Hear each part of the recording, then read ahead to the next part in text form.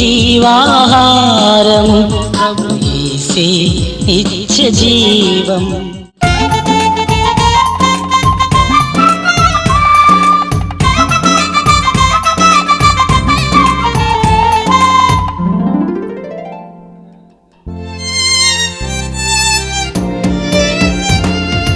ఎంతో గొప్ప దేవుడవయ్యా యేసునాథా, మీరు నమ్మిన వారే ధన్యులయ్యా యేసునాథా. ఎంతో గొప్ప దేవుడవయ్యా యేసునాథా, మీరు నమ్మిన వారే ధన్యులయ్యా యేసునాథా.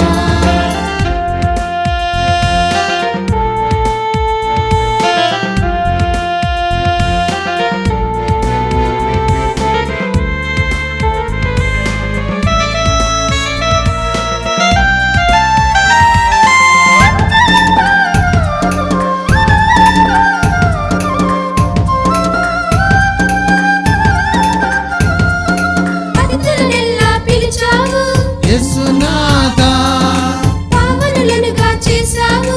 యేసునాథా, భక్తులనెల్లా పిలిచావు. యేసునాథా, పావనులనుగా చేశావు. యేసునాథా, పాపుల కోసం వచ్చినావు యేసునాథా, నీ ప్రాణం ఇచ్చి కొన్నావు యేసునాథా.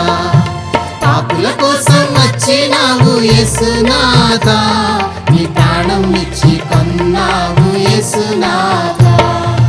ఎంతో గొప్ప దేవుడవయ్యా యేసునాథా, మీరు నమ్మిన వారే ధన్యులయ్యా యేసునాథా.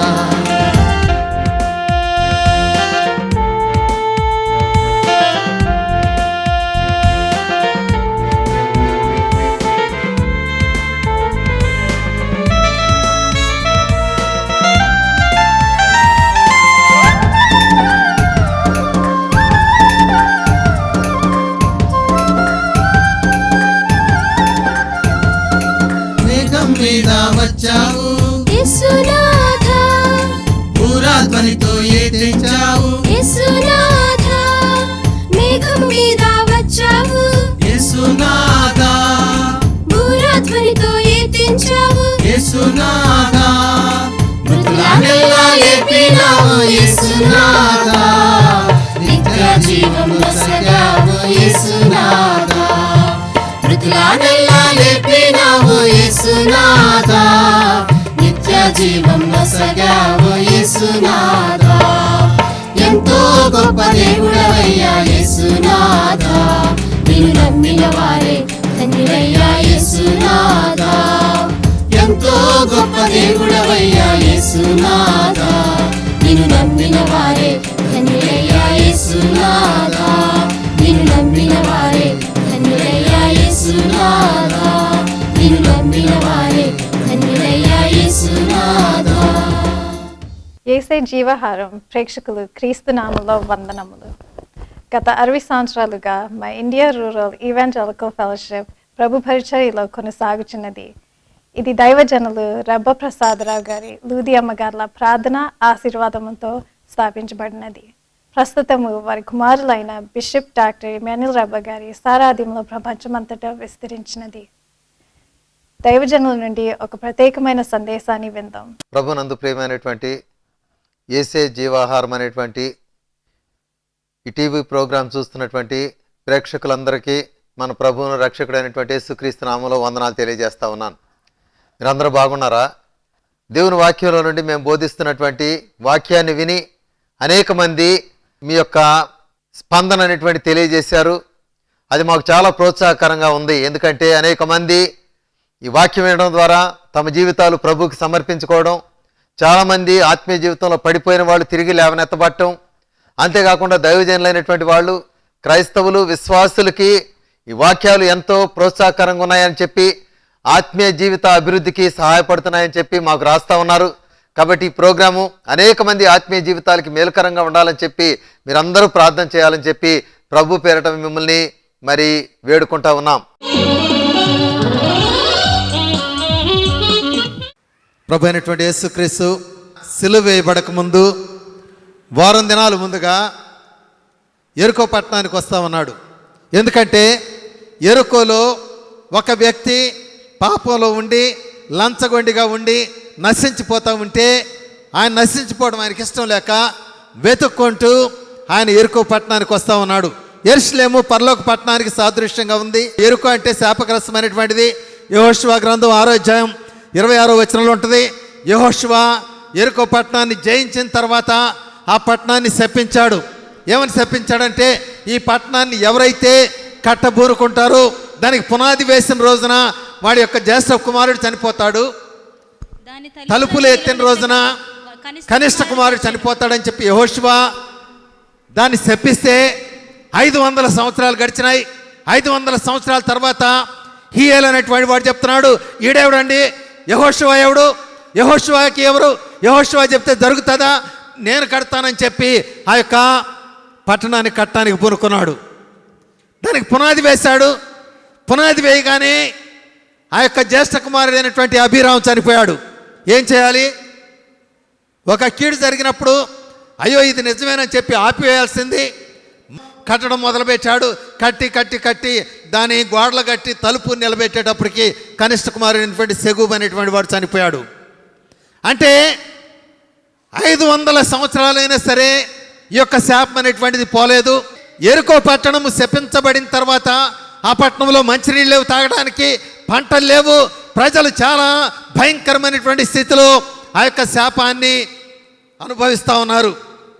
అయితే ప్రభు అయినటువంటి యేసుక్రీస్తు కూడా ఈ లోకము శపించబడినప్పుడు ఆదాము అవ్వల యొక్క పాపాన్ని బట్టి లోకం శపించబడితే ఈ శాపగ్రస్తమైనటువంటి లోకానికి పరలోక పట్టణం నుండి ప్రభు అయినటువంటి యేసుక్రీస్తు నరావతారిగా లోకానికి వచ్చాడు.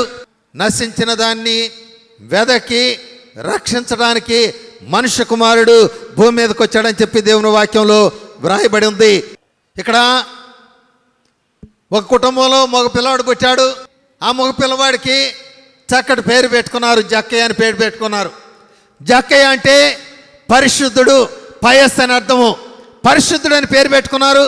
జక్కయ్య పరిశుద్ధుడుగా ఉండాలని చెప్పి, దేవునికి ఇష్టమైన బిడ్డగా ఉండాలని చెప్పి, దేవునికి అనుకూలమైనటువంటి జీవితం జీవించాలని చెప్పి జక్కయ్య అని పేరు పెట్టుకుంటే జక్కయ్య పెరిగాడు, పెద్దవాడయ్యాడే కానీ దేవుని మీద తిరుగుబాటు చేసేటువంటి స్వభావం, పాపిగా జీవిస్తూ ఉన్నాడు. లంచగొండి, మోసము, అబద్ధము, ప్రజలను దోచుకునేటువంటి స్థితిలో తన జీవితాన్ని కొనసాగిస్తూ ఉన్నాడు. ఈ లోకంలో ప్రతి వ్యక్తిని కూడా ప్రభు అయినటువంటి యేసుక్రీస్తు ఒక ప్రత్యేకమైనటువంటి సంకల్పంతో ఆయనకి ఇష్టమైన బిడ్డలుగా ఉండాలని చెప్పి ఆయన సారూప్యంలో చేస్తే దేవుని మీద తిరుగుబాటు చేస్తూ దేవునికి ఇష్టమైనటువంటి ప్రజలుగా జీవిస్తూ ఉంటే ఆయనే నరావతారిగా ఈ లోకంలోకి వస్తూ ఉన్నాడు. అంతేకాదు ఎక్కడికో రావడం కాదు, కానీ మనమున్న చోటకే జక్కయ్య దగ్గరికి ఏ రీతిగా అయితే ఈ యొక్క ఎరుకో పట్టణానికి వచ్చాడు, అట్టగే నువ్వున్న గ్రామంలోకి నీవున్న చోటుకే వచ్చి ఆయన నిన్ను దర్శించి నిన్ను బాగు చేయాలని చూస్తూ ఉన్నాడు.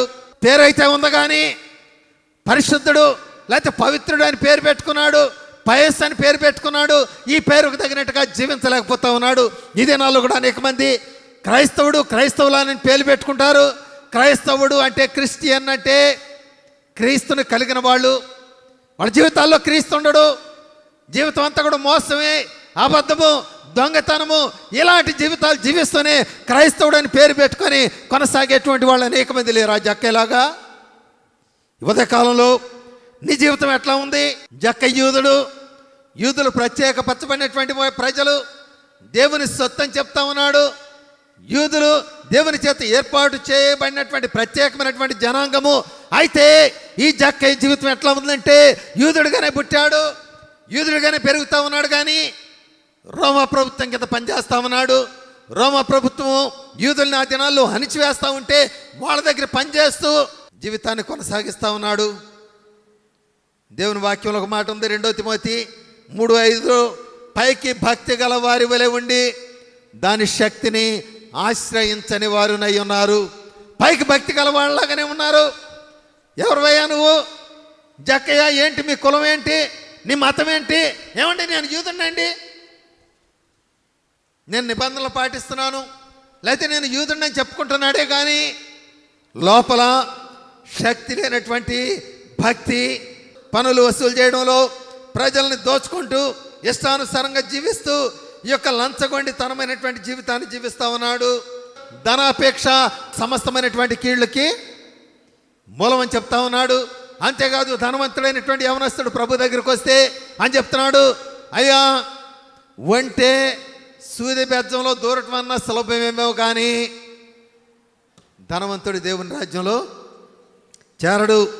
ఇస్కరియోతు యోధ ధనాన్ని ఆశించి ఉరి పెట్టుకొని చచ్చాడు. అన్నయ్య సప్పెరాలు ధనంతో అబద్ధమాడి అక్కడికక్కడ పడి చనిపోయారు. ఇవన్నీ తెలిసి కూడా దేవునికి ఇష్టమైనటువంటి జీవితాలు జీవించేటువంటి వాళ్ళు లేరా? జక్కయ్య ఒకవేళ తనలో ఉన్నటువంటి అశాంతిని బట్టి, సమాధానం లేకపోవటాన్ని బట్టి ఇతర క్రైస్తవులను చూస్తూ ఉంటే నేను కూడా పలానా వ్యక్తిలాగా ఉంటే బాగుంటుంది, వాళ్ళ జీవితంలో వాళ్ళకి ఆస్తి లేదు, అంతస్తు లేదు, అయినా సరే వాళ్ళ జీవితంలో నెమ్మది ఉంది, నేను కూడా అలా ఉందామని ఆశ కలిగిందేమో. ప్రేమైనటువంటి క్రైస్తవుడా, నిన్ను చూస్తున్నప్పుడు ఇతరులు నీకులాగా ఉండాలని చెప్పి ఆశపడతా ఉన్నారా? లేదు, ఈ దినాల్లో క్రైస్తవులను చూస్తే అమ్మో పలానా వ్యక్తి వద్దండి, వాడా, ఇలాంటి సాక్ష్యం ఉంటే ఎవరు జక్కేలాగా నిన్ను చూడాలి లేకపోతే ప్రభువుని చూడాలని చెప్పి ఆశపడతారు. ఒకవేళ నీవు అటువంటి స్థితిలో ఉంటే ఇతరుల వైపు చూడొద్దు. మనుషుల వైపు చూస్తే మనుషులు నిన్ను నాశనం చేస్తారు, కానీ విశ్వాసానికి కర్త దాన్ని కొనసాగించేవాడైనటువంటి యేసు వైపు చూస్తూ విశ్వాస పందెంలో ముందుకు సాగు. జక్కేకి ప్రభువుని చూడాలి, నేను కూడా ఆయన్ని చూస్తే బాగుంటుంది, ఎందుకంటే ఆయన రోగులను బాగు చేస్తున్నాడంట, దేహాలు వెళ్ళగొడుతున్నాడు, లేకపోతే చనిపోయిన వారిని లేవనెత్తున్నాడు, రొట్టెలు పెడుతున్నాడు, కాబట్టి అద్భుత కార్యాలు చేస్తున్నాడు, కాబట్టి నేను కూడా ఆయన చూడాలి, ఆయనలాగా ఉండాలి, నా జీవితంలో కూడా నెమ్మది కావాలని చెప్పి ఆశపడ్డాడేమో. ఆశ కలిగినటువంటి ప్రాణాన్ని తృప్తిపరిచేటువంటి వాడు ప్రభు. నీ జీవితంలో కూడా ఈ ఉదయ కాలంలో ప్రభువుని చూడాలనేటువంటి ఆశ ఉంటే నేను కూడా ప్రభువుని తెలుసుకోవాలి, నా జీవితంలో నెమ్మది లేదు, నేను కూడా ప్రభువుని కలుసుకుంటే నా జీవితంలో శాంతి సమాధానాలు వస్తాయి అనేటువంటి ఆశ నీలో ఉన్నట్లయితే నీ జీవితంలోకి ప్రభు రావడానికి ఇష్టపడతా ఉన్నాడు. చాలాసార్లు వాక్యం వింటాం, అనేక మంది సాక్ష్యాలు చెప్తా ఉంటే వింటాం, కానీ మన జీవితంలో మాత్రం మార్పు రాదు, చలనం రాదు. అది ఎవరికో, అది క్రైస్తవులకి, లేకపోతే అది పలానా వ్యక్తికి, ఇది మనకు మాత్రం కాదు. ఎన్నోసార్లుగా వాక్యం వింటానే ఉన్నావు, నీ జీవితంలో ఏమైనా మార్పు వస్తూ ఉందా? వినగానే తనలో ఒక ఆసక్తి వచ్చింది, నేను ప్రభువుని చూడాలి, నేను ప్రభువుని చూడాలి అనేటువంటి ఆశ వచ్చింది. ప్రభువుని చూడాలి అని ఆశ కలిగితే నీ జీవితంలోకి ప్రభు వస్తాడు, నీకు కనబడతాడు, ఆయన నీ దగ్గరికే వస్తాడు. నువ్వు వెళ్ళటం కాదు, నువ్వు పరలోకంకి వెళ్ళటం కాదు, కానీ ఆయనే పరలోకం నుండి భూలోకానికి వెతకుంటా వచ్చాడు. అలనాడు యెరూషలేము నుండి యెరికో పట్టణానికి ఏ రీతిగా వచ్చాడో అదే రీతిగా 2000 సంవత్సరాల క్రితం ప్రభు అయినటువంటి యేసు క్రీస్తు పరలోకం నుండి భూలోకానికి వచ్చాడు. ఎందుకో తెలుసా? జక్కేలాగా నువ్వు నశించిపోతున్నావు కాబట్టి, నువ్వు నిత్య నాశనానికి వెళ్ళకూడదని, నీవు నరకానికి వెళ్ళకూడదనేటువంటి ఉద్దేశంతోనే ఆయన ఇక్కడికి వచ్చాడు. అయితే ఎన్నోసార్లు వాక్యం వింటానే ఉన్నావు, నీ జీవితంలో ఏమైనా మార్పు వస్తూ ఉందా? ఎన్నిసార్లు గద్దించను, లోబడని వాడు మరి హఠాత్తుగా నాశనం అవుతాడని దేవుని వాక్యంలో ఉంది. ఎన్నోసార్లు వాక్యం వింటానే ఉన్నావు, లోబడుతున్నావా? వాక్యం వింటానే ఉన్నావు, నేను కూడా ప్రభువుని తెలుసుకోవాలి, నేను కూడా పలానా వ్యక్తిలాగా ఉండాలి, నేను కూడా నా జీవితంలో క్రీస్తుని తెలుసుకొని నేను ప్రభు శిష్యుడిగా శిష్యురాలుగా ఉండాలి అనేటువంటి ఆశ నీలో ఉందా?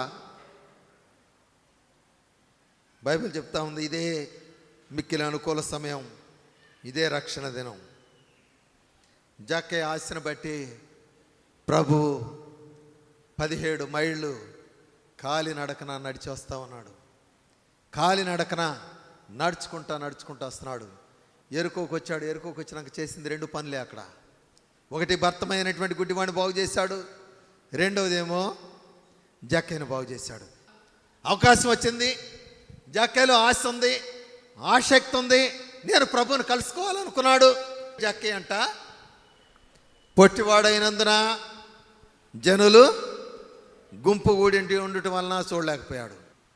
ఈ లోకంలో జీవించే ప్రతి వ్యక్తి కూడా జక్కేలాగా దేవుని చూడటానికి ఎవరి వల్ల కాదు. మన ఆత్మీయ జీవితాలు చూస్తే ప్రతి వాళ్ళం కూడా మన యొక్క సొంత శక్తితోటి ప్రభుని కలుసుకోలేం. అయితే జక్కే పొట్టితనాన్ని బట్టి, అంటే తన యొక్క ఫిజికల్ కండిషన్ బట్టి, తన యొక్క భౌతిక స్థితిని బట్టి, తన యొక్క ఆత్మీయ స్థితిని బట్టి ప్రభు దగ్గరికి రాలేకపోయేటువంటి స్థితిలో ఉన్నాడు. అంతేకాకుండా జక్కేకి వచ్చిన రెండో అర్థం ఏంటంటే ప్రభువుని వెంబడించే వాళ్ళే, ఆయన శిష్యులే ఆయనకు అడ్డంగా ఉన్నారు. ప్రభువుని వెంబడించకుండా చేయడానికి ప్రభువుని వెంబడించే వాళ్ళే అడ్డంగా ఉంటారు. కానీ నువ్వు చేయాల్సింది ఏంటంటే వాళ్ళ వైపు చూడొద్దు, ప్రభు వైపు చూడు, బైబిల్ వైపు చూడు. బైబిల్ని నీకు ఆధారంగా పెట్టుకొని ముందుకు సాగు. మనుషుల వైపు చూస్తే మనుషులు కిందకి లాగేస్తారు నిన్ను. ప్రభు వైపు చూడు, ఆయన నిన్ను ఎందుకు ఈ లోకంలో సృజించాడు ఆ ఉద్దేశాన్ని నెరవేరుస్తాడు. ప్రభువుని చూడాలనేటువంటి ఆశను బట్టి ప్రభు వెతుక్కుంటా వస్తూ ఉన్నాడు. ఈ ఉదయకాలంలో నేను ప్రభువుని చూడాలి, ఆయన కలుసుకోవాలి, ఆయన నాకు కావాలి అని చెప్పి నువ్వు ఆశపడితే, నీ ఆశను బట్టి, ఆతృతను బట్టి ఏ రీతికైతే భర్తమైనటువంటి గుడ్డివాడికి ప్రభు కనపడ్డాడు, ప్రభు నడిచేవాడు ఏం చేశాడు? ఆగిపోయాడు. ఎందుకు? భర్తమై కేకేస్తా ఉన్నాడు. అక్కడ నన్ను ఎవరో పిలుస్తున్నారు, పిలవండి. లేదులే ప్రభు, ఆడు గుడ్డాడు. లేదు లేదు లేదు, నేను గుడ్డివాళ్ళ కోసం, కుంటివాళ్ళ కోసం, లేతే లేవలేని వాళ్ళ కోసం వచ్చాను.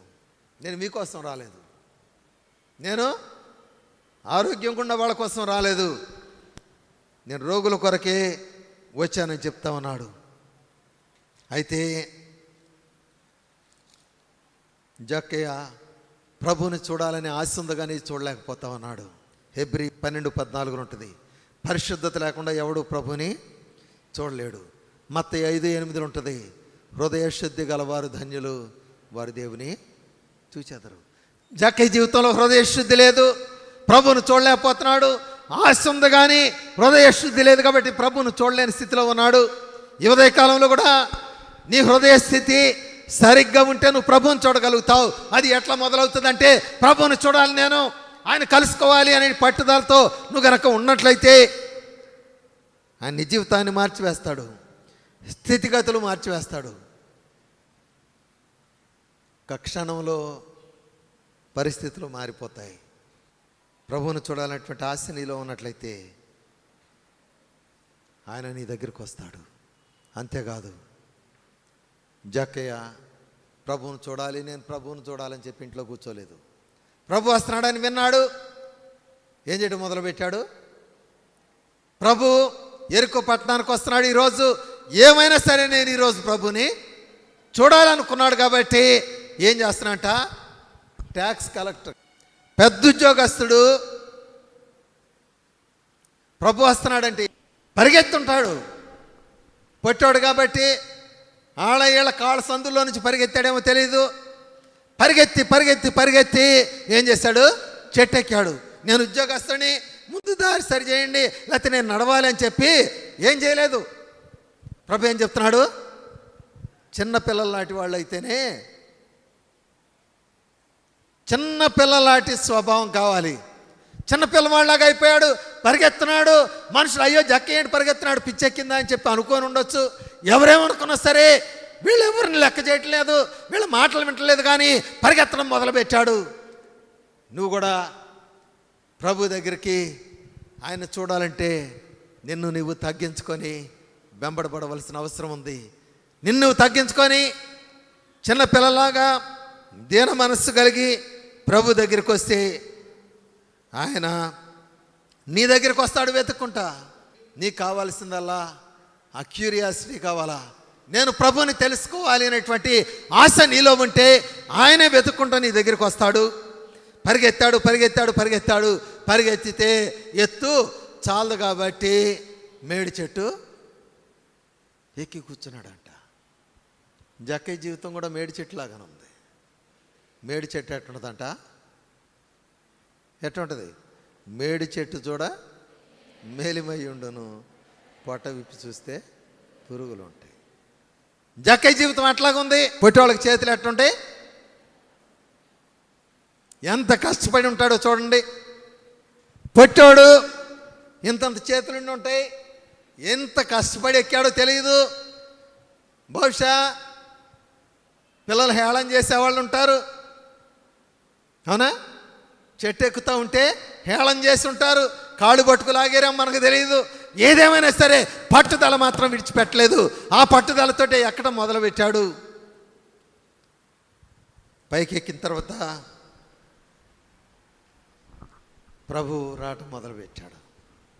దారిని వస్తున్నాడు. ఎక్కడికి వచ్చాడు? దారి తప్పించలేదు. ఆయన వచ్చిందే జక్కయ్య కోసం కాబట్టి అక్కడికే వచ్చాడు. అక్కడికే వచ్చి బహుశా పైకి చూడగానే జక్కయ్య త్వరగా దిగు. జక్కయ్య అనగానే బహుశా జక్కయ్య చుట్టూ ఎత్తుక్కొని ఉంటాడు.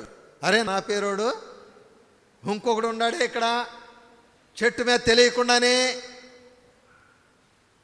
పైన ఉండాడని చెప్పి బహుశా ఆలోచించుంటాడు. లేదా దిగబోయా, నువ్వు చెట్టు మీద కూర్చుంటే నీకు రక్షణ లేదు. చాలామంది చెట్లు ఎక్కి కూర్చుంటారు, ప్రభువుని చూడాలని ఆశ, కానీ చెట్టు మీద నుంచి మాత్రం కిందకి దిగరు. చెట్టు మీద నుంచి కొంతమందికి చదువు, అందము, లేకపోతే ఆస్తి, కులము, మతము, ఇలాంటి చెట్లు ఎక్కి కూర్చుంటే నీకు రక్షణ ఉండదు. చెట్టు మీద నుంచి నువ్వు దిగమని చెప్తా ఉన్నాడు. అసలే పొట్టోడివి, చేతులు చిన్నవి, జాగ్రత్తగా దిగు, పడతావేమో, మళ్ళీ వస్తానులే, ఈసారి వచ్చినప్పుడు కింద ఉండు అనా. చాలామంది అనుకునేది ఏంటంటే వాక్యం వింటా ఉంటే ఈసారి ఆదివారం ఉంటుంది, యూత్ మీటింగుల్లో బాప్తీసం తీసుకుందాం, లేకపోతే కూటాలు ఉంటాయి, సువార్త కూటాల్లో బాప్తీసం తీసుకుందాం, మారు మనసు పొందుదాం. లేదు, జక్కయ్య ఏం చేయాలి? నువ్వు త్వరగా దిగు. నెమ్మదిగా దిగమంటలేదు, జాగ్రత్త అంటలేదు, పడతామని చెప్పడం లేదు. నువ్వు త్వరగా దిగు. నేడు నేను నీ ఇంట ఉండాలి. ఈరోజే, రేపు అనేటువంటి సమయం లేదు. రేపేం సంభవిస్తుందో నీకు తెలియదు కాబట్టి ఒకానొక పట్టణం వెళ్ళి వ్యాపారం చేద్దాం అనుకుంటున్నటువంటి నీ గతి ఏంటో తెలియదని చెప్తున్నాడు. ఏంటంట? ఇప్పుడే దిగాలి, నువ్వు త్వరగా దిగు. జక్కయ్య త్వరగా దిగు. ఈ పిలుపు కృపతో కూడినటువంటి పిలుపు. ఆయన కృప కలిగిన వాడు, దీర్ఘశాంతం కలిగిన వాడు. ఎంతో కాలంగా ఎదురు చూశాడు జక్కయ్య వస్తాడని. జక్కయ్యకు ఉన్నటువంటి ఆశని బట్టి, ఆసక్తిని బట్టి ప్రభు అక్కడికి వచ్చాడు. రావడమే కాదు, జక్కయ్య దిగిరాబోయా. ఆయన పిలుపు ఎలాంటిదంటే వ్యక్తిగతమైనటువంటి పిలుపు. చెట్టు మీద ఉన్న వాళ్ళందరూ దిగిరామంటాం లేదు, పేరు పెట్టి పిలుస్తున్నాడు. జక్కయ్య దిగిరా. చెట్టు మీద ఒక్కడే ఉండి ఉంటాడా? జక్కయ్య ఒక్కడే ఉండి ఉంటాడా? చెట్టు మీదకి మనుషులు ఉండరా? ఉండే ఉంటారు. అంటే ఆశ కలిగినటువంటి ప్రాణాన్ని ఆయన తృప్తిపరుస్తాడు. ఒకడి కోసమే ఆయన వచ్చింది అక్కడికి, ఆయన కోసమే. అందుకనే పేరు పెట్టి పిలుస్తా ఉన్నాడు. ఆయన పేరు తెలుసు, నీ పేరు కూడా తెలుసు ఆయనకి. ఈ ఉదయకాలంలో కూడా ఆయన నిన్ను పిలుస్తా ఉన్నాడు. నువ్వు ఏ కులమైనా, ఏ మతమైనా, ఏదైనా సరే, నీ యొక్క స్వనీతి, లేకపోతే నీ యొక్క ఆచార భక్తి, నీ యొక్క నామకార్థ క్రైస్తవ భక్తి నుంచి నువ్వు దిగిరావలసిన అవసరం ఉంది. ఈ పిలుపు తగ్గింపుతో కూడినటువంటి పిలుపు, అది శాశ్వతమైనటువంటి పిలుపు. దిగొచ్చిన తర్వాత ప్రభుని తీసుకెళ్ళిపోయాడు ఇంటికి. జక్కయ్య నేడు ఈ ఇంటికి రక్షణ వచ్చింది. ఇతడును అబ్రహాము కుమారుడే. మామూలుగా శరీర సంబంధంగా అబ్రహాము కుమారుడిగానే ఉన్నాడు. నువ్వెవరువయ్యా జక్కయ్య? నేను యూదుణ్ణి, అబ్రహాము సంతానమే, యూదులందరూ. అయితే ఇక్కడ ఎప్పుడైతే ప్రభువుని ఇంట్లో చేర్చుకున్నాడో ఆయన హృదయం తెరవబడింది. ఇతడును అబ్రహాము కుమారుడే, ఎందుకంటే నేడు ఈ ఇంటికి రక్షణ వచ్చింది. ఏ ఇంటికైతే రక్షణ వస్తుందో, ఏ హృదయంలోకి అయితే రక్షణ వస్తుందో వాళ్ళు మాత్రమే అబ్రహాము సంతానము. ప్రియమైనటువంటి దేవుని బిడ్డలారా, నీ హృదయంలోకి రక్షణ వచ్చిందా? జక్కేలాగా నీ హృదయంలోకి రక్షణ రాకపోతే ఎన్ని సంవత్సరాలు చర్చికి వెళ్ళినా, ఎన్ని పాటలు పాడినా, ఎంత ప్రార్థన చేసినా అక్కర్ల కొద్దీ, లేకపోతే ఏదో ఆపదలు వచ్చినప్పుడు అది నిన్ను రక్షించదు. జక్కయ్య ఎప్పుడైతే యేసు ప్రభుని ఇంట్లో చేర్చుకున్నాడు, ఎప్పుడైతే ఇంటికి తీసుకొని వెళ్ళాడు, ప్రభు చెప్తున్నాడు, ఇతడు అబ్రహాము కుమారుడే, అబ్రహాము విశ్వాసులకి తండ్రి. అబ్రహాం విశ్వాసులకు తండ్రి కాబట్టి అబ్రహాముకి కుమారుడు అయ్యాడు. అంతకుముందు నువ్వెవరివయ్యా జక్కయ్య? నేను యూదుడినండి, మా నాన్న పేరు ఇది, మా అమ్మ పేరు ఇది, మేము పలానా చర్చికి వెళ్తాం, పలానా సినగాకి వెళ్తాం అని చెప్తున్నాడేమో. అది కాదు, కానీ హృదయంలో మార్పు వచ్చింది. ఎప్పుడైతే హృదయం తెరవబడిందో, ఎప్పుడైతే ఆయన యొక్క జీవితం మారిపోయిందో, ఇంటికి తీసుకొని వెళ్ళాడు ప్రభుని. ఇంటికి వెళ్ళిన తర్వాత ప్రభు జక్కయ్య దగ్గరికి వచ్చి, జక్కయ్య 10వ వంతు ఇస్తున్నావా అని అడిగాడా? ప్రభు ఎప్పుడైతే ఇంటికి వచ్చాడో, ఎప్పుడైతే హృదయం తెరవబడిందో, ఏం తెరవబడింది? బ్యాంక్ అకౌంట్ తెరవబడింది, పర్సు తెరవబడింది. ఇదివరకు 10 రూపాయలకు తీసుకుంటే లంచం, ఇప్పుడు ఎన్ని ఇవ్వాల్సి వచ్చింది? 40 రూపాయలు ఇవ్వాల్సి వచ్చింది. ఇంతకుముందు లంచగొండి, ఇంతకుముందు అందరి దగ్గర దోచుకునేవాడు బహిరంగంగా నిలబడి చెప్తున్నాడు, అయ్యా ఇదిగో నేను ఫలానా జక్కయ్యని, ఎవరి దగ్గరైనా ఏమైనా అన్యాయంగా తీసుకుంటే ఇదిగో 4 రెట్లు ఇచ్చేస్తాను, తీసుకెళ్ళండి. ఆస్తిలో సగం పేదలకు ఇచ్చేస్తానన్నాడు. అంతకుముందు ఈ యొక్క ఆస్తి అంతా ఎక్కడిది? ఈ పేదల దగ్గర దోచుకున్నది. ఎప్పుడైతే ప్రభు ఇంట్లోకి వచ్చాడో, ఎప్పుడైతే తన జీవితం మారిందో, ఏమైపోయింది? ప్రభు అప్పుడు చెప్తున్నాడు, ఇతడును అబ్రహాము కుమారుడి, ఎందుకంటే నేడు ఈ ఇంటికి రక్షణ వచ్చింది. ఆ ఇంటికి వెళ్ళిపోయి, నేను యేసు ప్రభువుని కలుసుకున్నాను, నేను మారిపోయాను, నేను క్రైస్తవుణ్ణి, నేను ప్రభువుని కలుసుకున్నానని చెప్పట్లా. ఏం చేస్తున్నాడు ఇక్కడ? బహిరంగంగా సాక్ష్యం చెప్తున్నాడు, నేను ప్రభువుని కలుసుకున్నాను. ఇప్పుడు పేదలంటే వచ్చింది, పేదలంటే ప్రేమ. అది ఎవరు పెట్టారు? నీ హృదయం తెరవబడితే, నీ హృదయం తెరవబడితే నీ జీవితం మారిపోద్ది. లూదియా హృదయం తెరవబడింది, ప్రభువుని చేర్చుకుంది, ఇంటికి తీసుకెళ్ళింది పౌలు శీలల్ని, తన ఇల్లంతా కూడా మారిపోయింది. ఫిలిప్పీ చెరసాల నాయకుడు అయలార రక్షణ పొందడానికి నేనేం చేయాలని చెప్పి ఫిలిప్పీ చెరసాలలో చెప్పాడు. ఇంటికి పౌలు శీలను తీసుకెళ్ళి ఆ గాయాలు కడిగి మందు రుద్ది తర్వాత వాళ్ళకి భోజనం పెట్టాడు.